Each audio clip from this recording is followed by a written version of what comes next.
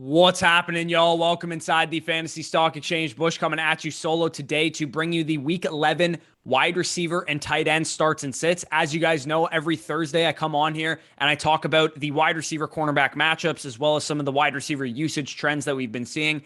Guys that are potentially buy low candidates, sell high candidates, all that will be covered. Anything and everything to do with the fantasy wide receiver and tight end positions will be covered in this video today. So if you guys do enjoy this video, please hit the like button down below. Helps us grow, helps us out tremendously. Comment any of your thoughts down below. Start sit questions, whatever the case is as well. And subscribe to the channel if you are new. If we answered a question for you, the least you can do is hit the subscribe button. We're trying to hit 10,000 subscribers as soon as we possibly can. We're going to hit the intro and then we're going to get right into this.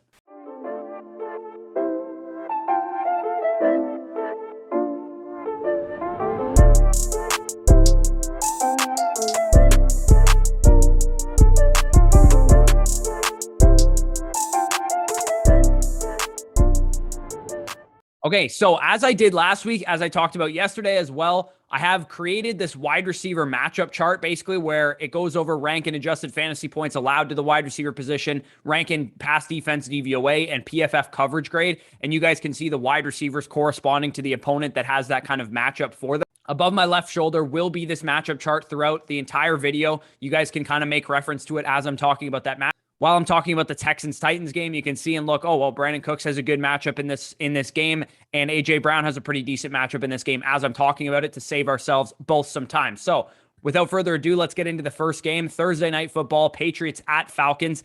In this game, you're going to be flexing Jacoby Myers and pretty much starting nobody else from this game, excluding Cordero Patterson, because I more so count him as a running back. Myers finally did it, though. Jacoby Myers, after 1,550 yards and 135 career catches, he finally scored a touchdown. It's about damn time. Congrats to him, but this game might end up being snoozeville, if I'm being honest. Over-under is currently 47 points. I'm expecting a 21-10 type of Patriots win without Cordero Patterson in the lineup. And, of course, Calvin Ridley. We are expecting, on the Falcons side of things, Kyle Pitts to carry the load, and we know what they say about Bill Belichick against your number one weapon. If they can take away Kyle Pitts and limit him in any way, the Falcons probably are going to score 3 or 10 points or something like that. So not an exciting game script overall. Looking at the matchups on the screen, as you guys can see them, like I said, Jacoby Myers really the only guy that is in flex-worthy consideration for me at the wide receiver position. He is set to see Williams in coverage. Excellent matchup for him, so could be a solid outing for him, but I'm not messing around with Gage, Zacchaeus, Nelson Aguilar, anybody else in this game. At the tight end position, there are some more interesting options. Of course, we do have Kyle Pitts. We do have Hunter Henry. Both guys are pretty integral parts of their offense, with Pitts basically operating as the team's number one wide receiver. He's being split out wide and in the slot about 60-70% of the time that he's on the field in total. And Hunter Henry ranking top 5 in red zone targets, fresh off of a 2-touchdown game. He has, I believe, one of the highest amount of touchdowns for any tight end in the league right now. So he is a very important red zone threat to this offense. He's pretty much going to need a touchdown to be fantasy relevant, but more often than not, he gets the targets and the red zone usage to get there. Pitts is my tight end 5 for the week, and Henry is my tight end 9. So moving on to the Ravens at Bears. In this game, you're going to be starting Hollywood Brown, flexing Rashad Bateman, and sitting both Bears wide receivers. Now, the Ravens have been solid, allowing the 26th most adjusted fantasy points to wide receivers. So I'm probably not messing around with Darnell Mooney or Allen Robinson this week. I still can't trust these Bears wide receivers with Justin Fields not throwing the ball a whole lot in this offense. This is still a run-first offense. They do have David Montgomery back now, so they're going to continue to stick to the run. And these guys are going to be used few and far between. It's just not good enough for fantasy, for season-long leagues. In DFS, maybe if you want to take a shot, go ahead. But in season-long leagues, I'm not messing around with Robinson or with Mooney. Hollywood Brown, on the other hand, has 3 straight games of double-digit targets. And Rashad Bateman, also a wide receiver for the Baltimore Ravens, has seen 6+ targets in all 4 games that he's played this season. So both of these guys, in my opinion, Hollywood startable as a top 20 option and Bateman as a top 36 option. Both of these guys are good for pretty decent target shares, with Bateman commanding a 19.3% target share since he has come back. I'm expecting this offense to rebound after a terrible performance against the Miami Dolphins, against the 27th ranked coverage defense per PFF. This should be a much easier matchup for them because while the Dolphins have been bad on defense this year, they still have the talent, the cornerbacks, to handle a team like Baltimore when they wake up for a game and actually decide to play well. So that could have been what happened on Thursday night. As you guys can see, Marquise Brown expected to see Kindle Vildor in coverage, Rashad Bateman against Jalen Johnson in coverage, Allen Robinson primarily splitting time between Anthony Averett and the other outside corner there, Marlon Humphrey, and then Darnell Mooney, same thing. And then at the tight end position, we know Mark Andrews is in there every week. He hasn't had a game of less than 6 targets this entire season since week 2. Imagine 3 Baltimore pass catchers being fantasy relevant this year. It's pretty wild that we went from pretty much nobody being fantasy relevant in this passing game the past couple of years outside of Mark Andrews to not only is Hollywood Brown relevant, he's very relevant, and also Rashad Bateman and Mark Andrews are among the usable pieces in this offense. Cole Kmet at the tight end position is a sneaky play this week. I currently have him at tight end 14. His usage has been tight end 1 level all season. He's been an 80% route participation guy, and he has a top 8 target share at the tight end position. He's top 3 in deep targets. He's 7th in air yards at the tight end position. So 3 straight games with 6+ targets. He's streamable in a matchup that projects well for him, with Baltimore being weak against the pass in general, but overall strong against wide receivers. Could be David Montgomery and Cole Kmet getting there in the passing game to help do that kind of damage to this defense. They're not very good over the middle at covering tight ends. So good news for Cole Kmet. If you guys need to stream him, if you have Noah Fant on bye or something like that, you could probably pick him up on your waivers and stream him this week. To the Green Bay Packers at the Minnesota Vikings. And in this game, of course, you are starting everybody that is very fantasy relevant: Davante Adams, Justin Jefferson, and Adam Thielen. It's pretty straightforward here. I talked about Adams on Tuesday as a guy that you should be buying low, a great trade target, partially because this is a smash matchup for him. As you guys can see on the screen, the Vikings are not very good against wide receivers in general. They rank 10th in adjusted fantasy points allowed to the wide receiver position. And Adams has basically done the Lord's work against the Vikings over the past few years. Last year, he had 11 for 7 receptions, 53 yards, and 3 touchdown game against them. Also a 17 target, 14 reception, 156 yard, 2 touchdown game against them. Those were both last year. And then even in years past, since 2018, he's posted pretty good stat lines against the Vikings, posting 25.4 PPR points against them in the last 3 seasons. So Adams could be in for a really big game in this one. They had a knock the rust off game with Aaron Rodgers last week against the Seahawks. Should be back to full Packers performance this week. And with Aaron Jones out, maybe we see Davante Adams have a monster 15 target type of game as they rely on the run with A.J. Dillon. Maybe that opens up the play action game, whatever the case is. Anyway, these Vikings wide receivers should have an easier time than they have in years past against the Packers because they don't have Jair Alexander. And that's basically why Justin Jefferson hasn't been good against Green Bay. But the Packers have still been tough against wide receivers, even without Jair, so far this season. And as you guys can see on the screen, Adam Thielen is expected to see a lot of Eric Stokes, Kevin King on Justin Jefferson. Now, that is a very good matchup for Justin Jefferson. Hopefully, he is able to get there. The Davante Adams, Justin Jefferson mini stack might be pretty popular in DFS leagues this week, as well as using guys like A.J. Dillon and stuff. This game will probably be pretty popular in general. For those of you guys that are playing DFS this week, Davante Adams is expected to see Cameron Dantzler in coverage, who's been solid, but I expect Davante Adams to win that matchup pretty comfortably. We saw Amari Cooper take advantage of Dantzler on Sunday night a couple of weeks ago. At the tight end position, there's no tight ends that I want to start in this game, so we can just move on to the next game, which is the Colts at Bills. I will be at this game, as I talked about yesterday. Start all 3 Bills wide receivers and Michael Pittman Jr. It's a brutal matchup for Michael Pittman, but you don't really sit a guy with his target share and his involvement in the offense, so he's still in my lineup as a top 24 option, but not a guy that I expect to have a huge ceiling game against the Bills defense that has been absolutely fierce against wide receivers. Now, on the other side of things, we have the Colts, who are a pass funnel defense. If the Jags weren't such a dumpster fire on offense, they would have been able to take advantage of this last week. But even we saw the Jets 2 weeks ago take advantage of the fact that the Colts are a pass funnel defense with guys like Elijah Moore in the passing game. We could see Diggs, Beasley, and Emmanuel Sanders potentially have big games in this one. Top 10 matchup basically across the board. Adjusted fantasy points allowed, DVOA, and PFF coverage grade is the Colts defense, and you can't really run against this team. So Zach Moss and Devin Singletary and these guys are probably going to just be afterthoughts in this week's game plan for the Buffalo Bills. And as you guys can see, Cole Beasley matched up against Kenny Moore in the slot. Michael Pittman Jr. is expected to see a lot of Levi Wallace as well as Tre'Davious White, depending on which side of the field he's on.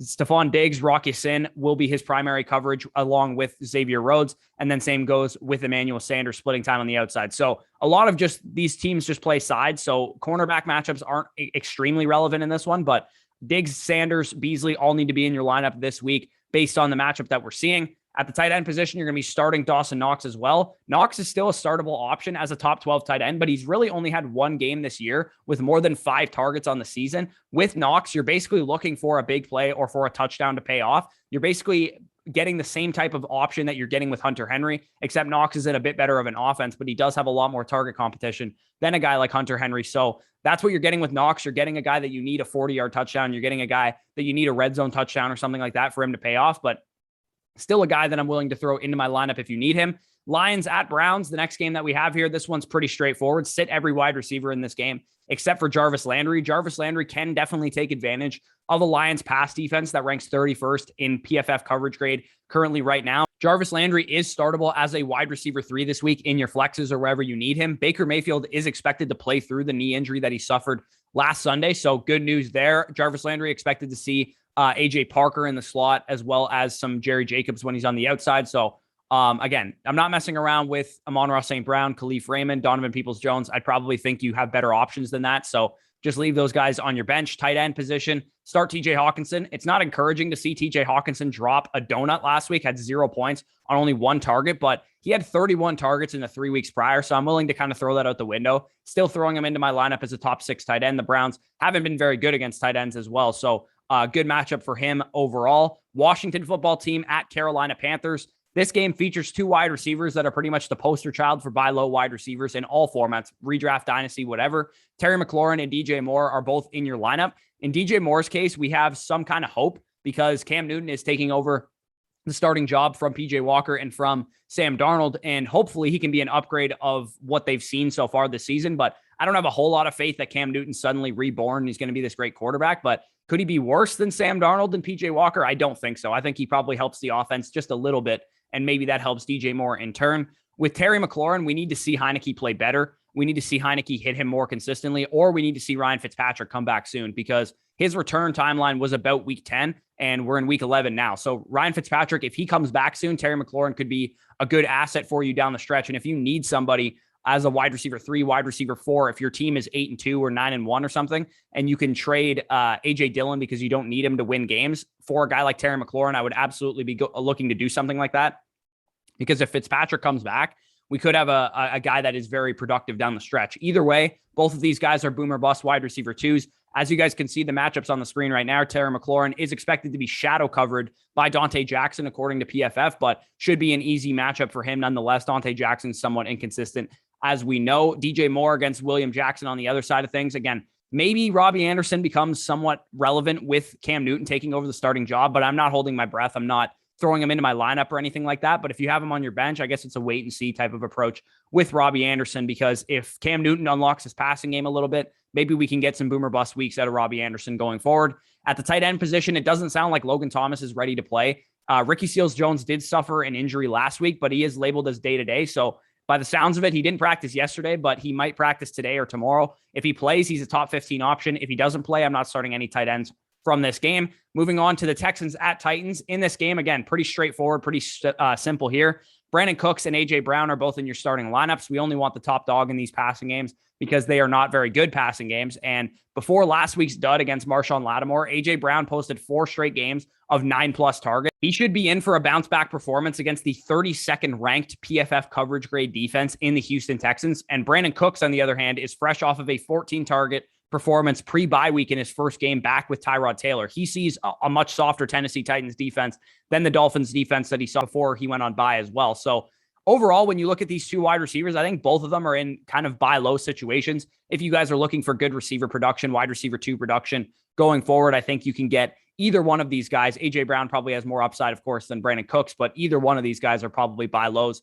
relative to the expected usage that we see from them each and every week. A.J. Brown is expected to split time against Tavir Thomas and Terrace Mitchell. Brandon Cooks expected to split time against Janoris Jenkins and Chris Jackson. Again, I expect both of those guys to win those matchups and be pretty productive, be 8 to 10 target type of options this week for you in fantasy. At the tight end position, you're going to sit them both because they are not relevant. And at 49ers at Jaguars, the next game that we're going to talk about here, start Deebo Samuel, flex Marvin Jones, and flex Brandon Ayuk. Now, Deebo Samuel has the second highest target share of any wide receiver in the NFL right now, only behind Devontae Adams. His target share is 34%, which is absolutely wild to me. He's still not getting deep looks, still not getting that many red zone targets, but it doesn't really matter at this point because they're using him so efficiently. They're taking advantage of his yards after catch ability, whether it's running him. I think they ran him like 6 or 7 carries on Sunday night out of the backfield, not to mention the short looks that they're giving him. And he's, super talented. So he's taking advantage of those looks. So Deebo Samuel, of course, in your lineup each and every week as a top 15 wide receiver.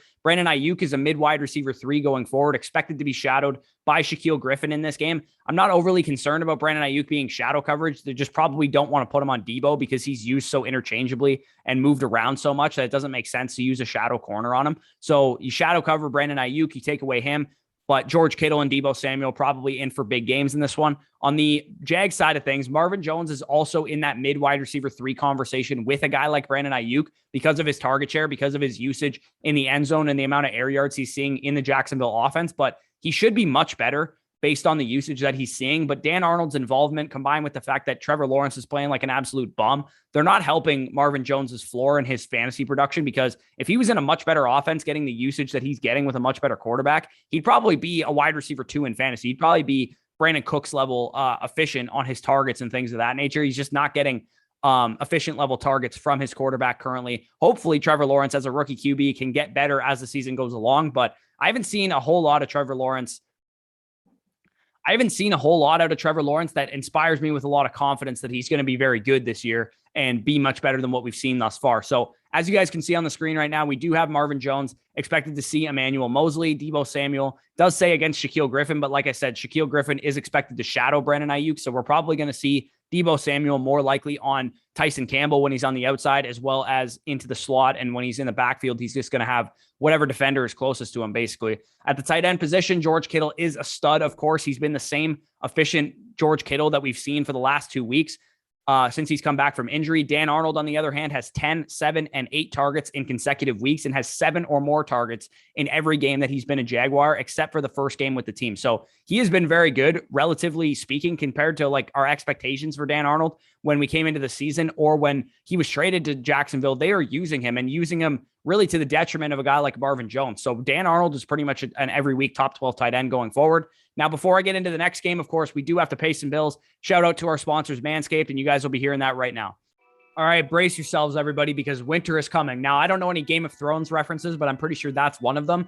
With the Manscaped Perfect Package 4.0, it is the ultimate gift this coming holiday season. And with Black Friday coming up, I know a lot of people are doing their holiday shopping then. You can gift your significant other. If you're a woman that's watching this, you can gift your father, your brother, anybody that you know that is a man that needs to up their grooming game. The Manscaped Performance Package 4.0 is the best way to do that. And you can use our promo code BUSH for 20% off and free shipping at manscaped.com. It's time to gear up and get yourself or your significant other or, another man in your life the gift of shaving this holiday season. I'm talking about the Manscaped Performance Package 4.0. It's the best in the business. This hygiene bundle includes the Lawnmower 4.0, Weed Whacker, Boxers, Travel Kit, and liquid formulations, the Crop Preserver and Crop Reviver ball deodorant and toner. The new Lawnmower 4.0, which I hold in my hand right now, is completely waterproof. It has advanced skin-safe technology to reduce grooming accidents. It even has a light to help you see what you're doing down there when you're shaving. No need to have a red wedding situation when you're grooming your family jewels. The Weed Whacker ear and nose hair trimmer is probably for those of you guys that are buying something for your father, because they probably have a lot of ear and nose hair that needs to be trimmed. Also has proprietary skin-safe technology to reduce snags and tugs in those areas as well. The Performance Package also includes the Crop Preserver, which is basically a deodorant for your balls. The Crop Reviver, which help freshen up your balls if you guys need something like that. On top of everything, they'll also throw in the Shed travel bag to help carry all the stuff that you got from them, and the Manscaped Anti-Chafing Boxer Briefs. You can also check out their new body wash and shampoo. There's a lot of extremely high benefits. It smells incredible. It's vegan, dye-free, gluten-free, paraben-free, alcohol-free, animal cruelty-free, and it comes in this, metal water bottle type of container too. So you know it's high quality, you know it's up to snuff, basically. What else would you expect from Manscaped? Want to smell good everywhere? The Refined Cologne by Manscaped is a clean and fresh scent designed for the refined gentleman. That is a completely new product for them. Get 20% off plus free shipping on the Performance Package 4.0, the perfect holiday gift for yourself, for your significant other, for your father, for your brother, whoever you know in your life that needs to up their grooming game. Join the 2 million worldwide that are trusting Manscaped with their shower needs. Of course, I have been a Manscaped user for a long time, and I would not sign off on a product that I did not believe in. So 20% off, promo code BUSH, and free shipping at manscaped.com for the Performance Package 4.0. Clean up those nuts and make sure that your bellies are the only thing that is full this holiday season.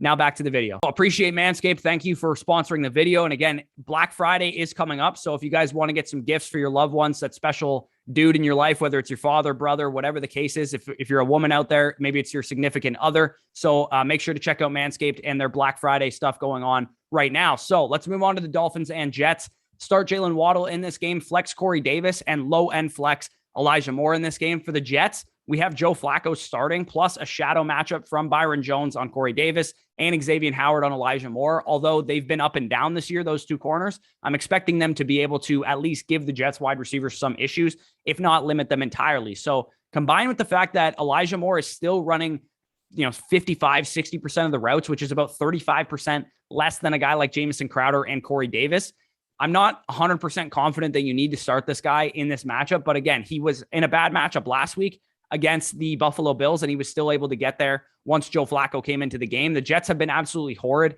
against wide receivers, ranking bottom 5 across the board against the pass. So Jalen Waddle is in an absolutely phenomenal spot as a top 24 wide receiver this week. That's where I have him ranked. He's expected to see rookie Michael Carter II in coverage in the slot, as well as some of the guys on the outside when he moves out there. Jamison Crowder, like I said, probably has the best matchup on the field against Justin Coleman in the slot, but I'm not messing around and playing Jamison Crowder just because the wide receiver cornerback matchups tell me to. I think if you're in need of a deep league DFS play or something like that, he makes a lot of sense, but not in traditional season-long leagues am I messing around with Jamison Crowder. At the tight end position, Mike Gesicki obviously dropped a donut last Thursday night. It was definitely disappointing, especially considering he saw 7 targets, and that is impressive. It's a pretty big outlier to get 7 targets and not catch a single one of them. Still a top 8 tight end for me this week, though, because the targets, like I said, have been there pretty much all season. Tua is playing, decent football, and hopefully he can continue to find a guy like Mike Gesicki. It was such a weird thing that they did last week where they didn't let Tua start the game, and then he was healthy enough to back up and come in once Jacoby Brissett got injured. Really didn't make a whole lot of sense to me. But anyways, let's move on to the Saints at Eagles. Again, another simple one. You're only starting Devontae Smith in this game. Devontae Smith is expected to see a very healthy helping of Marshawn Lattimore in coverage. They expect him to shadow Devontae Smith according to PFF, but they do move Devontae Smith a little bit around so they can get him away from Lattimore on certain plays. But again, a guy that I'm probably avoiding in DFS formats, or if you have much better options than Devontae Smith. But if you need to start him, I suppose he's still a pretty good option, because if you can get him off of Marshawn Lattimore, he's going to be good,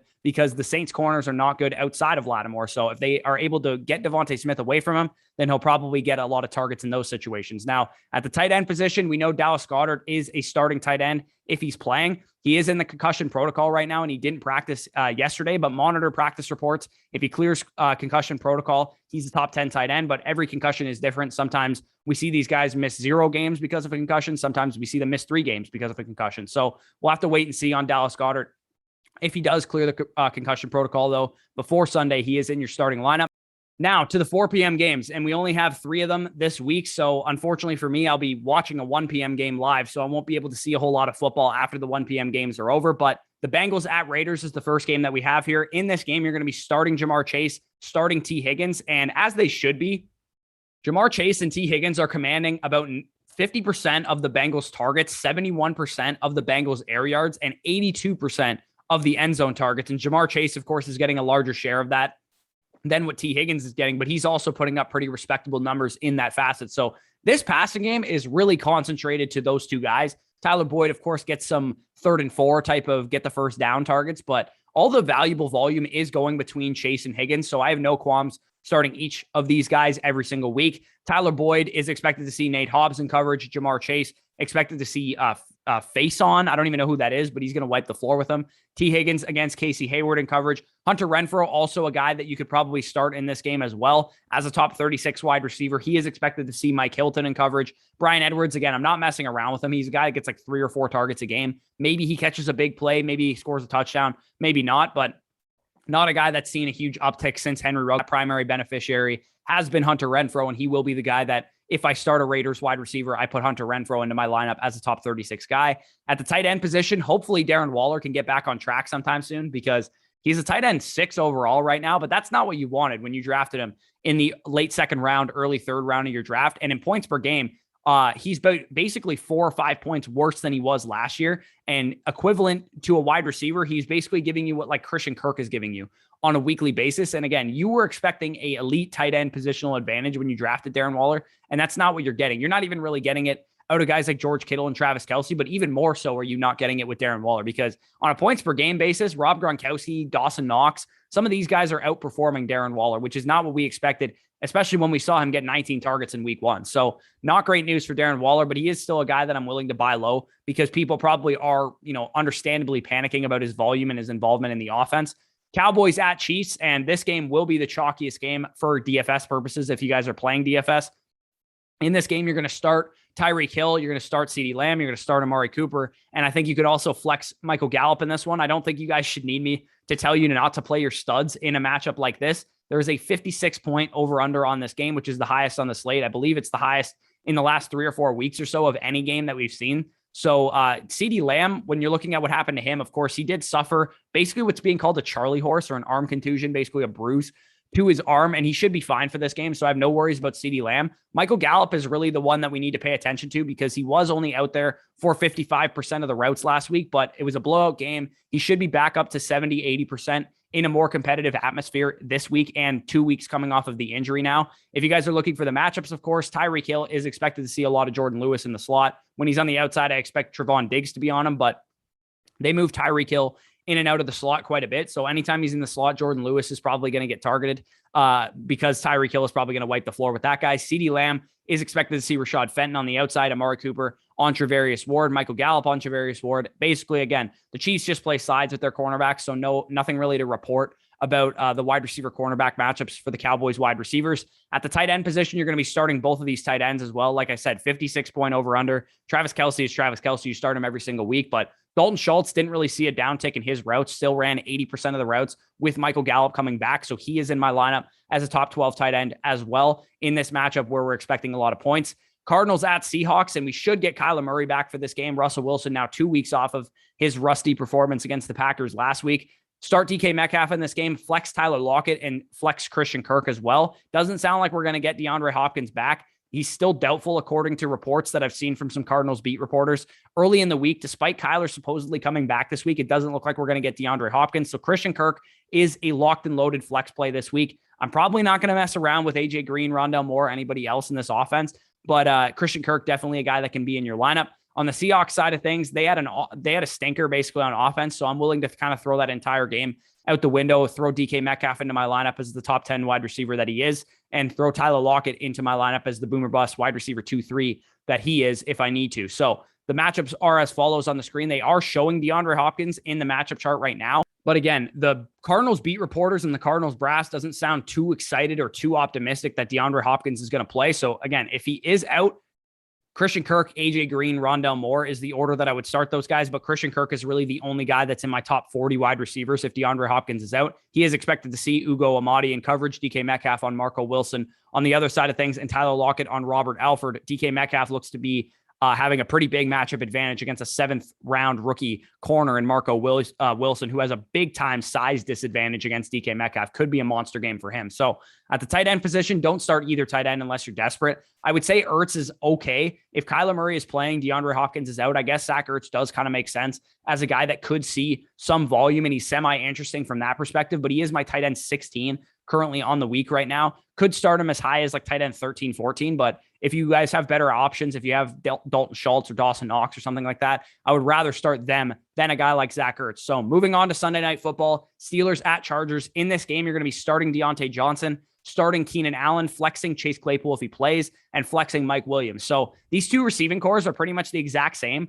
We have one target hog with Deontay Johnson and Keenan Allen, one big play threat with Mike Williams and Chase Claypool. The Chargers are very stingy against wide receivers, though. So I'm not expecting a massive game out of Deontay Johnson, but we know his target share is secure, so he's in your lineup each and every week. We didn't expect Claypool back this week, but he is practicing right now. He practiced in a limited fashion yesterday with his toe injury, so if he plays, he is a guy that probably needs to be in your lineup. But like I said, the Chargers are pretty stingy against wide receivers, so I'm not too excited about starting Chase Claypool, even if he does play, because he is still dealing with an injury, and the Chargers are very good against the wide receiver position. The Chargers wide receivers, on the other hand, have an easier matchup against the Steelers. They have been much more of a pass funnel type of defense. Although we did see DeAndre Swift run it down their throat last week, they usually are much better against the run than they are against the pass. So I'm expecting the Chargers will have to pass the ball to get things done against the Steelers defense. As you guys can see on the screen, Keenan Allen is expected to see Arthur Mollett in coverage. Should be a very easy matchup for him. Mike Williams against Cam Sutton. Again, matchup does favor Keenan Allen in this game. As we've kind of seen the last couple of weeks, we've seen Keenan Allen shift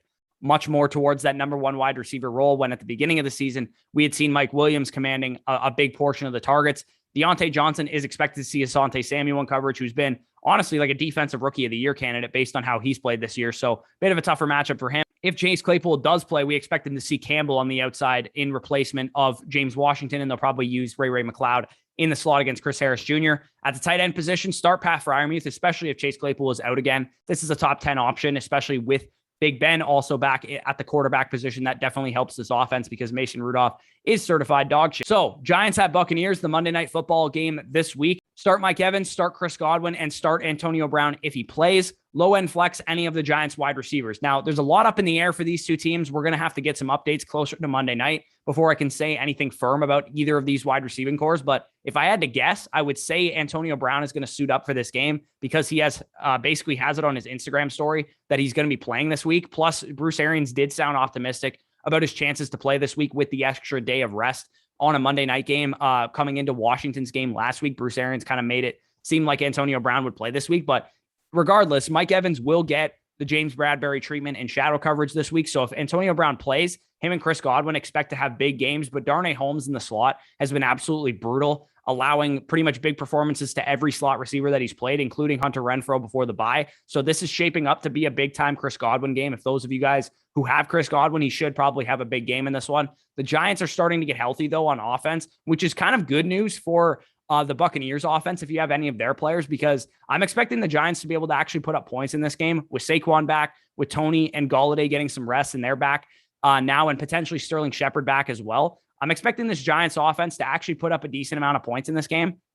Tony and Golladay are both inside my top 40 wide receivers. And of course, having Saquon back does take away some attention from Daniel Jones and these wide receivers to produce. Like I said, Chris Godwin expected to see Darnay Holmes. Mike Evans expected to see James Bradbury, Kadarius Toney against Mike Edwards in the slot, and then Darius Slayton also on D. Delaney on the outside. We haven't really heard anything about Carlton Davis coming back this week, and we do know that Richard Sherman was placed on IR as well. So these are expected to be the starting corners for this team. Jamel Dean's really the only guy that I really respect as a corner in terms of his coverage ability. At the tight end position, we are going to probably see Rob Gronkowski out again, not messing around with Evan Ingram or Cameron Brate in this game. So no worries there if Gronkowski doesn't play. So if you guys did enjoy this video, as always, please hit the like button down below. Comment any of your thoughts down below. Subscribe to the channel if you are new. Like I said, if you did receive some valuable information around here, we would appreciate you hitting the subscribe button. And if you guys do want to support us in any way, of course, you can check out our Manscaped sponsor. You guys heard the ad read throughout the midway point of this video. You can go check out their Performance Package 4.0, check out their website, all the other things that they have to offer as well. Peace out, guys, and I'll talk to you soon.